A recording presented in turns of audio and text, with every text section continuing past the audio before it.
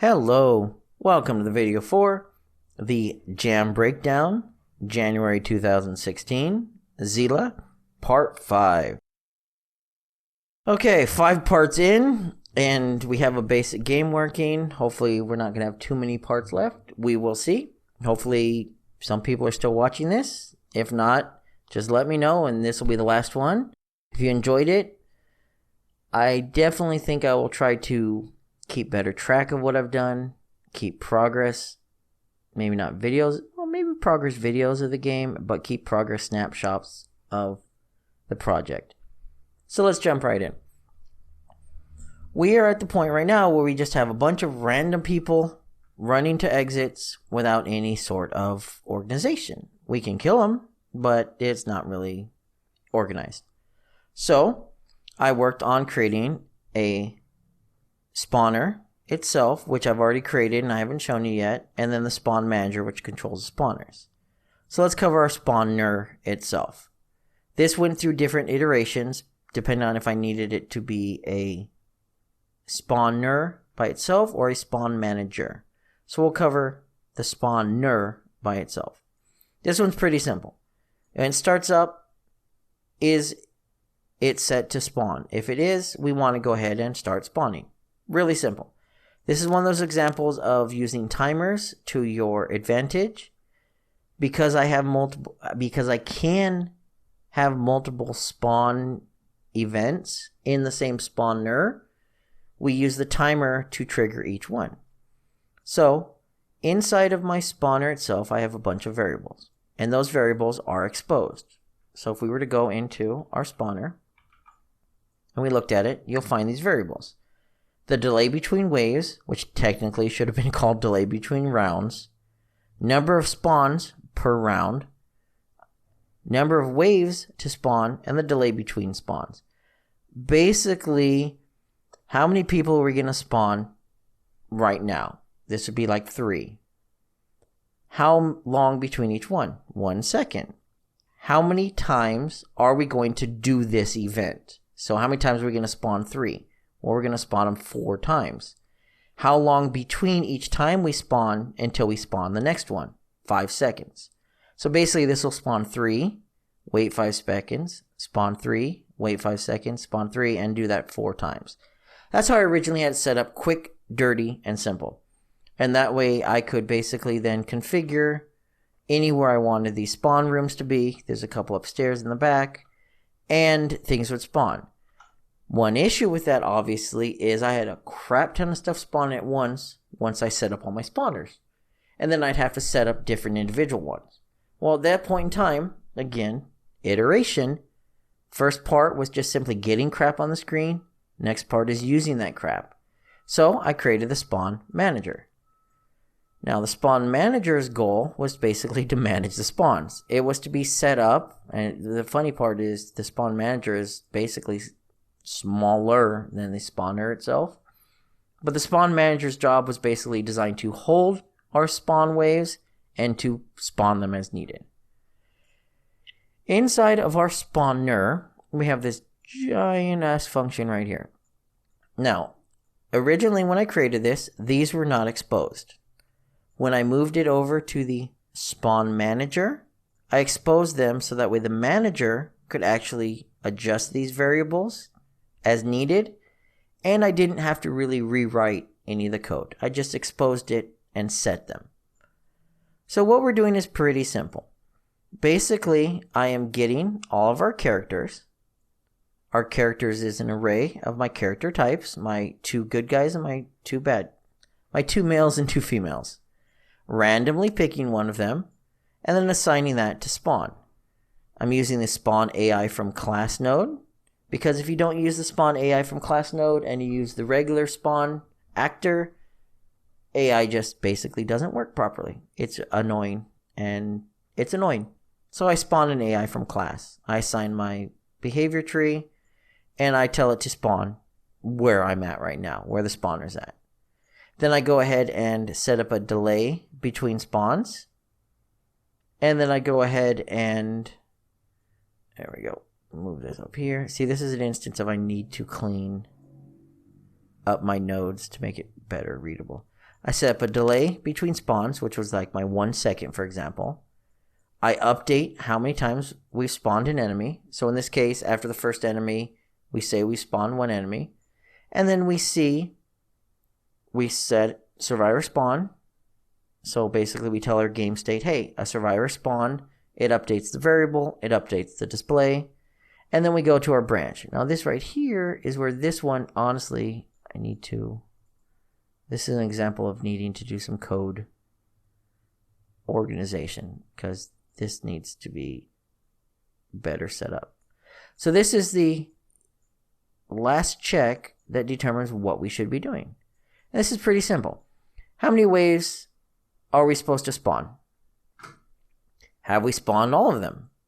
If we have, we go ahead and we do nothing. If we haven't, it goes back here, and it spawns them again. And then that's it. It will continue doing that. Now, originally, here, there was another section. Now, that section, basically, if we have spawned the amount of waves we need to do, it checked to see if we should spawn any more rounds. If it does, then it would basically recall spawn wave, like we do here, with the appropriate delay, and then it would call itself again. So basically, if we look at it from a higher level, we spawn 1 enemy. We let everyone know we spawned an enemy. Then we see if we need to spawn another one. If we do, we do it again. Spawn another enemy. Whoops. Darn it. Spawn another enemy, let people know, and check. If so, we do it again. And we keep repeating. And we do this until we're done spawning all of our enemies. Once we're done spawning our enemies, do we have any more rounds left? This part's deleted because I use the manager now. But that's basically how our code ran. And it was all independent. I could drop down a blueprint, put in my variables, boom, everything's handled all by itself. So that's our spawner. Once we switch it over to the spawn manager, we kind of change it up a little bit. So this one's pretty simple. Basically, we have our wave spawned text widget. That's our little widget at the bottom of the screen, which is currently set as nothing right now, but that's the one that pops at the bottom that tells you where the enemies have spawned at. Originally, I had no voiceover. Voiceover was not done till the last day. I still needed something on the screen because, well, it was really annoying not knowing where enemies are, and you should be nice to your players and let them know where the bad guys are. So this is this giant concoction of if nodes, this is even the worst one in, is this the worst one? No, there's a worse one than this. So this is a giant concoction. This is a game jam game. It should be quick and dirty and ugly, but you know what? I like complete games. I like cycles. I want to start. I want a game. I want an end.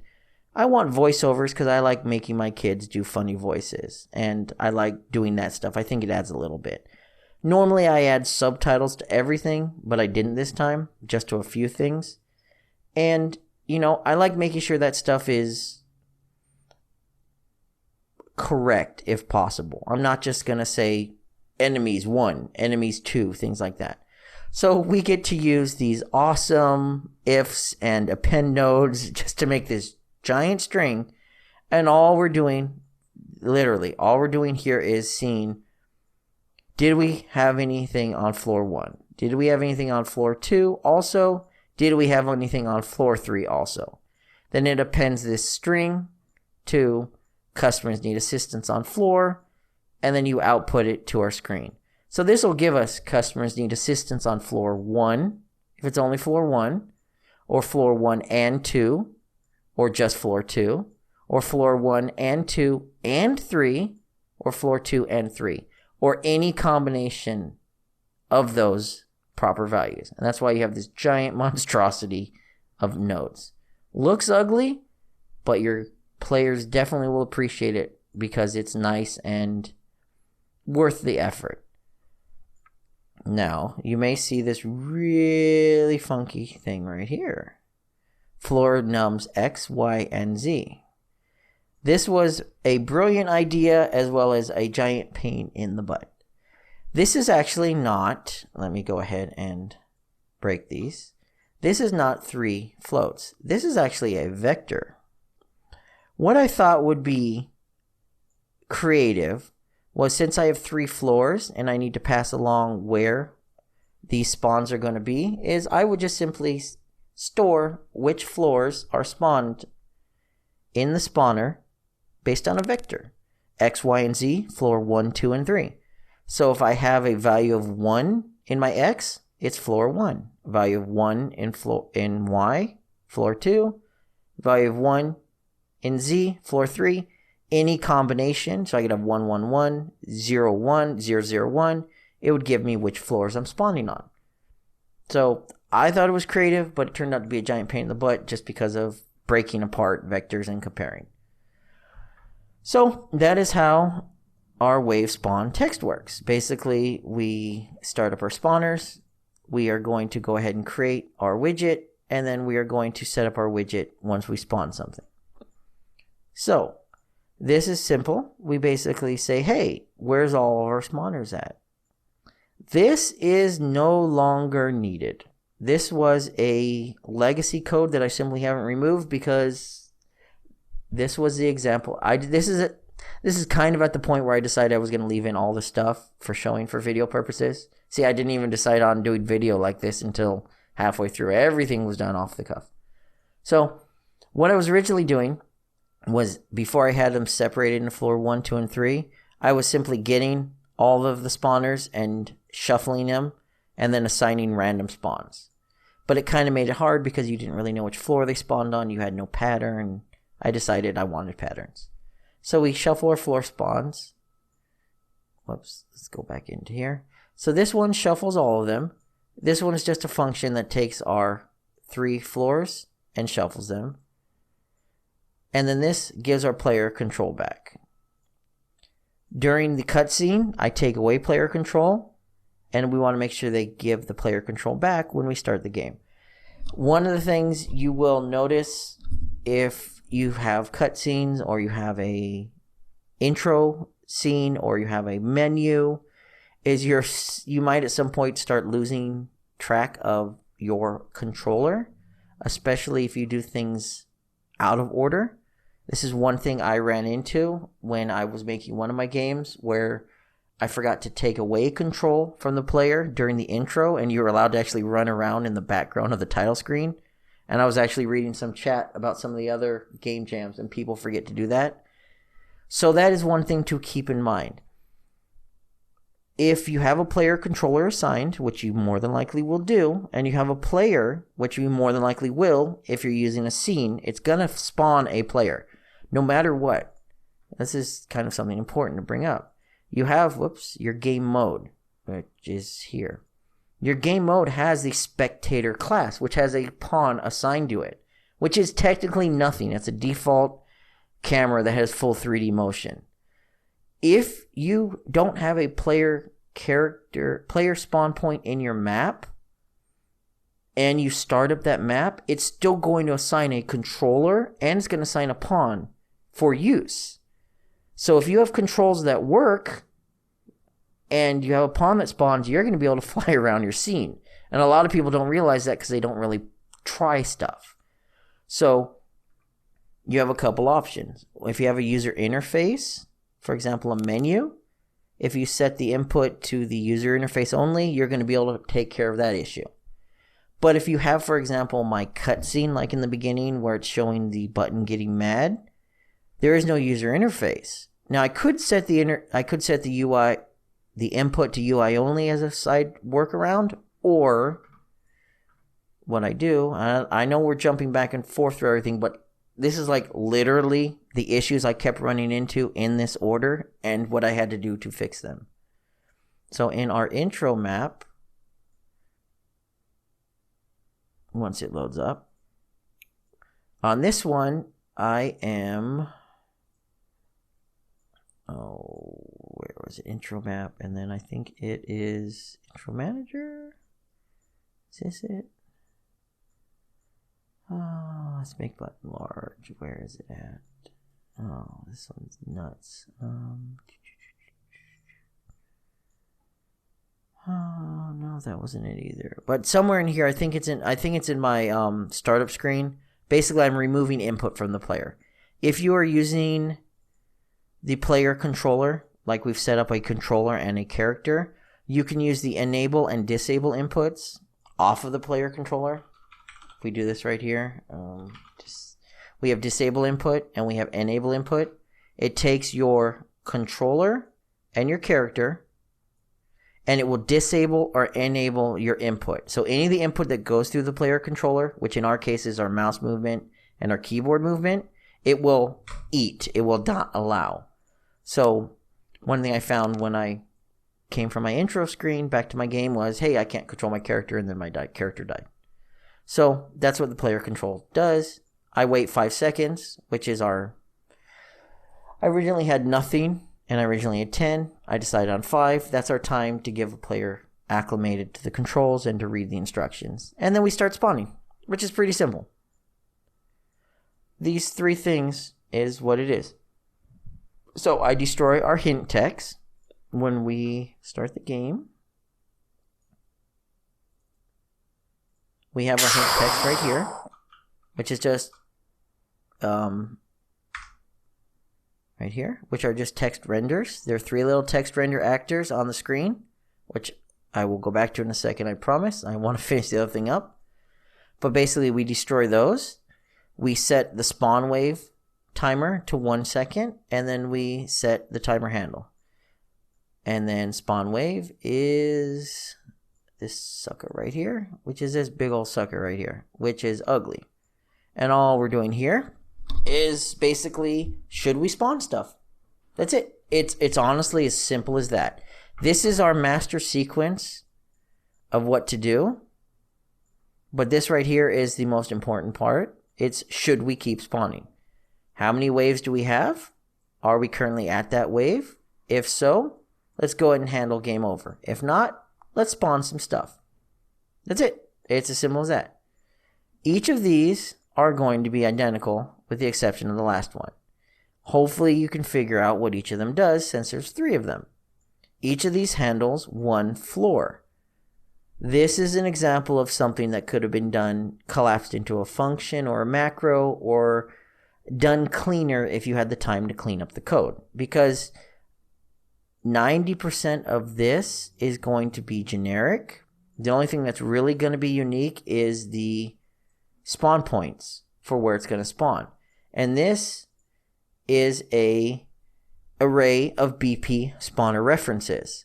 So I actually could have created another array, or I could have created a generic pin input that took the array of BP spawner inputs and just simply passed that in to another function, and that one function was cleaner.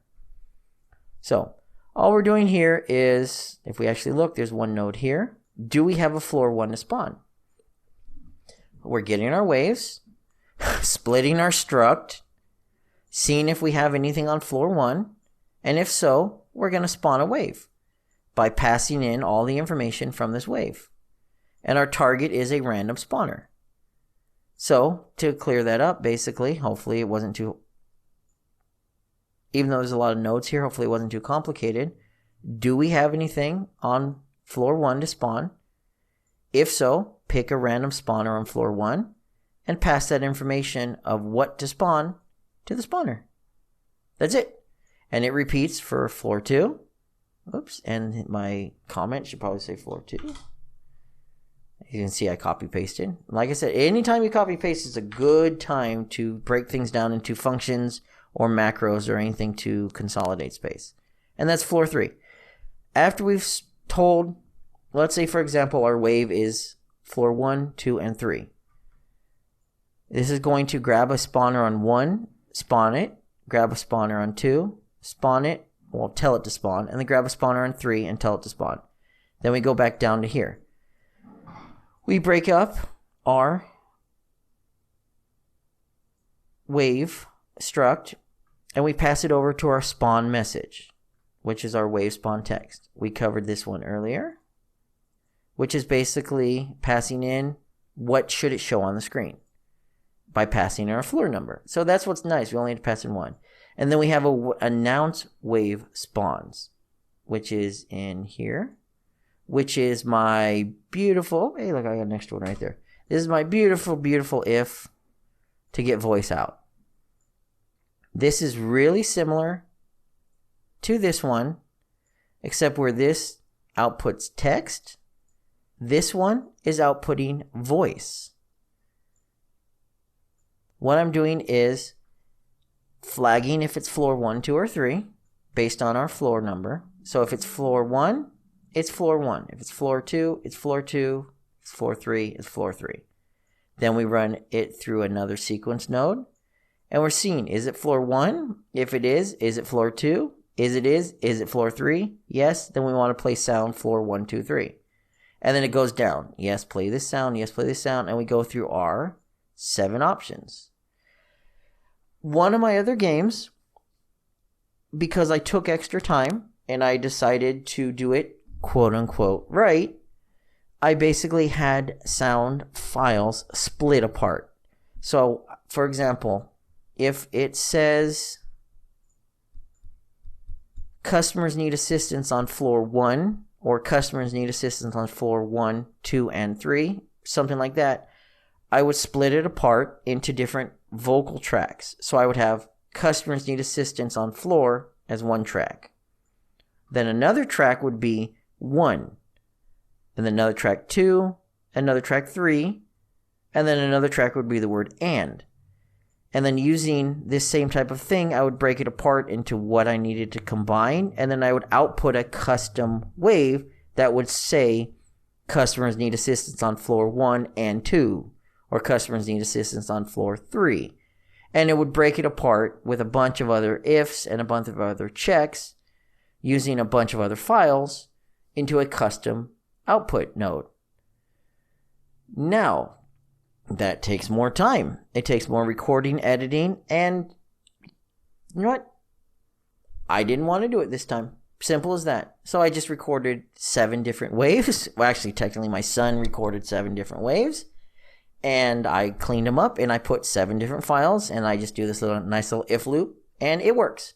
The funny part about it is, and this is one of the reasons I leaned towards this, it was a design decision. Because he was doing it 7 different times, it actually gives different inflection in the voice.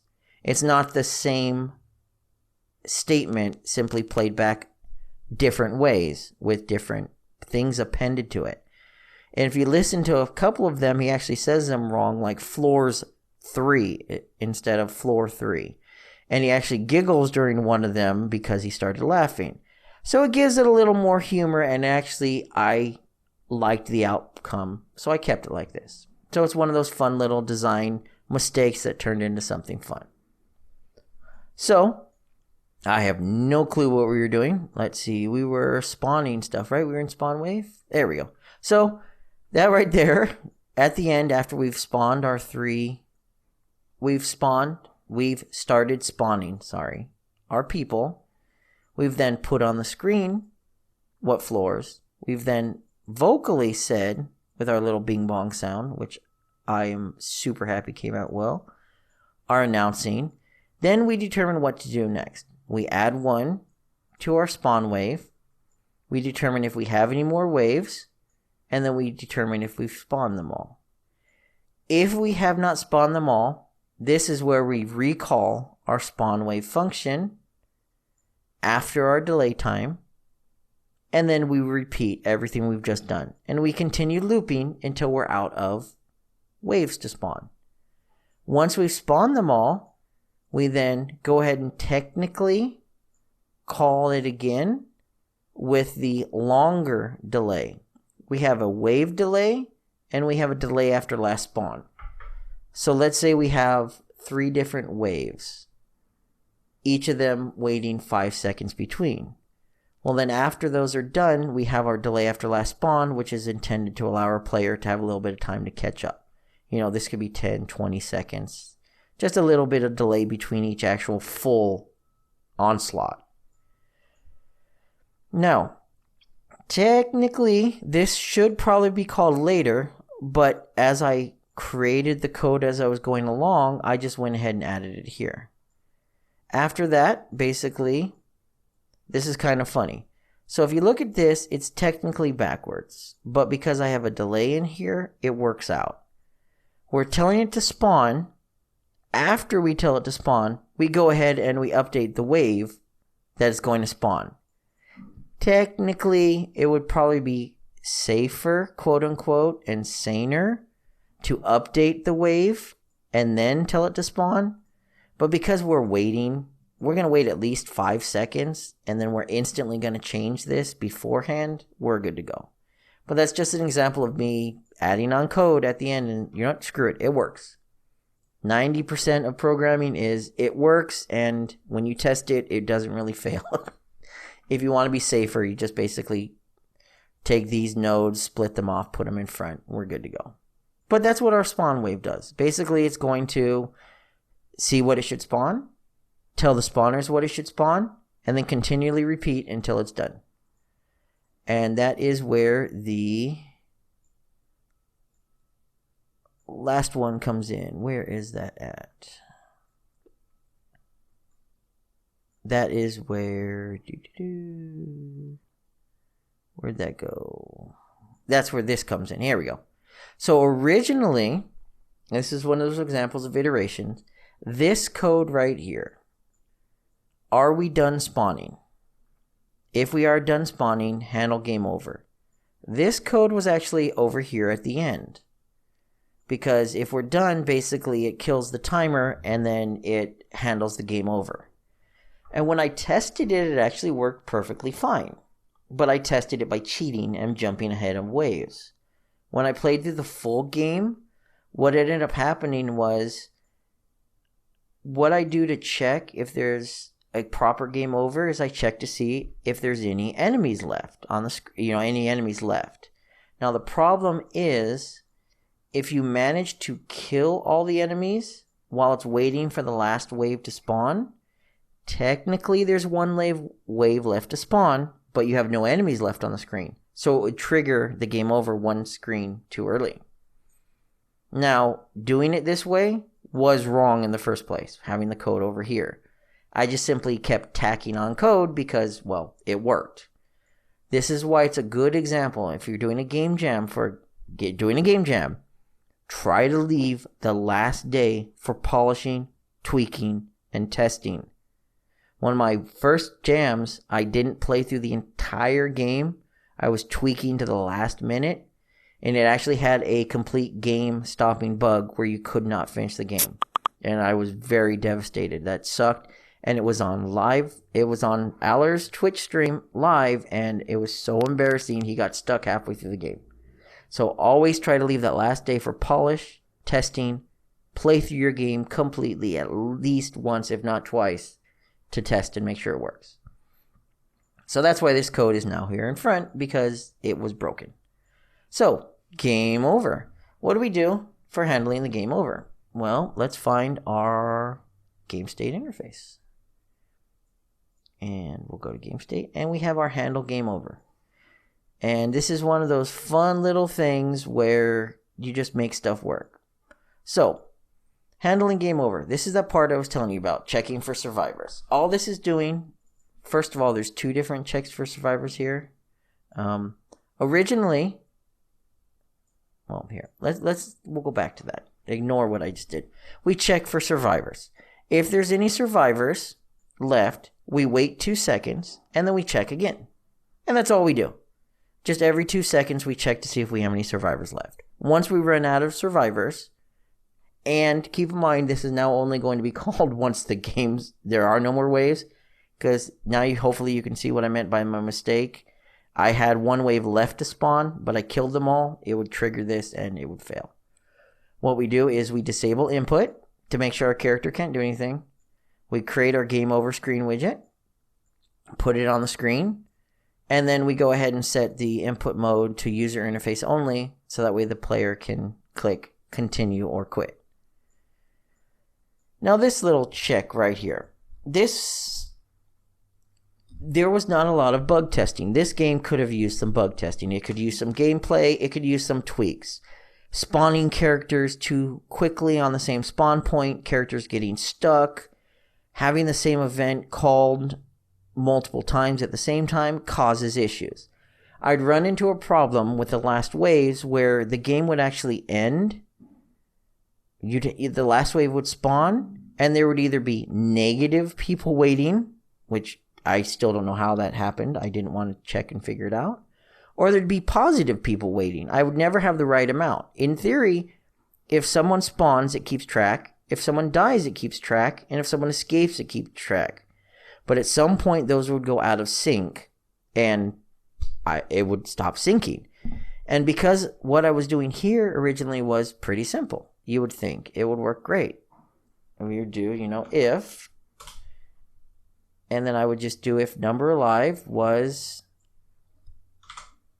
greater than, well, not greater than equal to, but greater than 0, then there are survivors alive. You'd figure if we're keeping track of people, then this would be correct. And the problem was this failed because I was getting out of sync somewhere. So I decided to just do something that was a little more sane. And this is a good example of why you have base parent classes. All I'm doing every 2 seconds is checking to see, are there literally any enemy characters in the game? That's it. It doesn't matter what my interface says. It doesn't matter what my variables say. These should be correct. I'm not saying they're not. They should be. Hell, you know what? You could even have check for survivors, and you could have that first check here, and then you could have a sanity check here. But all I'm doing is saying, hey, you know what? Are there any characters left alive physically in the game? If it is, then we're going to go ahead and say yes. If it's not, then we're going to go ahead and return a false. So this made it where it's pretty much foolproof. I have not had this break yet, because someone's going to escape or someone's going to die. And it's going to remove them physically from the game because the actors destroy themselves. So this physically should not fail. So, so far it hasn't failed, and it fixed my issue. So that's a good way of fixing it. So that is what the game over state does. Basically, is anyone left alive? If true, wait 2 seconds. Is anyone left alive? If true, wait 2 seconds. That's it. If everyone's dead, go ahead and put up our game over screen and let the player choose what they want to do. Let me go ahead and finish up the game over screen, and then I think there might be one video left after this if we're lucky. So the game over screen is in here somewhere. There we go. Game over screen. I tried to keep, because the game state was designed to hold everything, all the values, it made it easy to create the game over screen self-contained. All the code in the game over state takes care of itself. So that way it doesn't have, for example, I don't have to spawn the game over screen and then the game state tells the game over screen what to do. The game over screen, when it spawns, creates itself, populates itself, handles itself. So it's self-sufficient, which was one of the goals. So this one's pretty simple. When it creates itself, it gets the game state, it finds out what our player score is, and it sets the player score. Then we have this little function here, which I thought would be fun. When we look at our customer survey results, I decided that was more enjoyable than a game over screen. When you're playing the game, you basically have how many people you successfully serviced, how many people that got away, and then you have your total score. So those are going to be basically our unsatisfied, how many people that got away, and our score, which is our score value. But I thought since we're doing customer service, I'd fashion it kind of like a customer service survey where we have different scores, excellent, good, average, and poor. And I kind of just make fun of that. We have this big, long line that's really simple.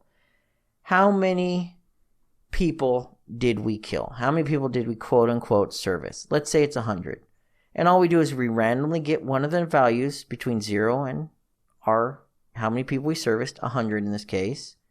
Pick the random value and set it to average. Then figure out, and then we go ahead and subtract that so we have our new how many are left. And then we repeat. So let's say 50 of them were average. We now have 50 left. We go ahead and pick another random number between 0 and 50. That's how many were good. Let's say it was 25. Go ahead and set it to 25. Pick another random number between 0 and 25. Let's say it's 10. 10 were excellent. We now have 15 left. We go ahead and set 15 to our last value of poor. And then we set unsatisfied to the number escaped. And that's it. That's how we get our customer service results.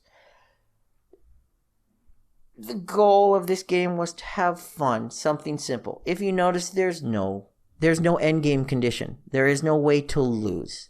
You can simply just vent your frustration for 10 minutes, running over people, blowing up people, and just having a fun time watching stuff explode and try to get a score.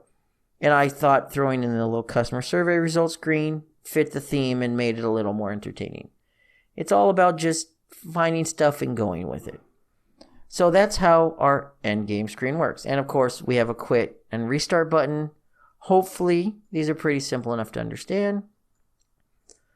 Quit quits the game. Restart simply sets our input mode back to the game and then opens the map back up. Now, the cool part about this, and this is important, try not to force your players to go through things they cannot skip, to go through things that are repetitive. If I had forced the player to watch the intro every time they played the game, there's a good chance they wouldn't want to actually play it. By separating the startup screen, the introduction, and the actual gameplay into different maps, and then programming it where I am accounting for that, I can now go straight to the mall map, skip the introduction, and the game will play perfectly fine. So this allows the player to restart and go right back into the game without any delay. So that's the end of this video, which, let's see, that was video 5. I think there's only going to be one more left. I will see. The last one's basically going to be the polish and some other things that I missed. If you have any questions or comments, please feel free to leave them below.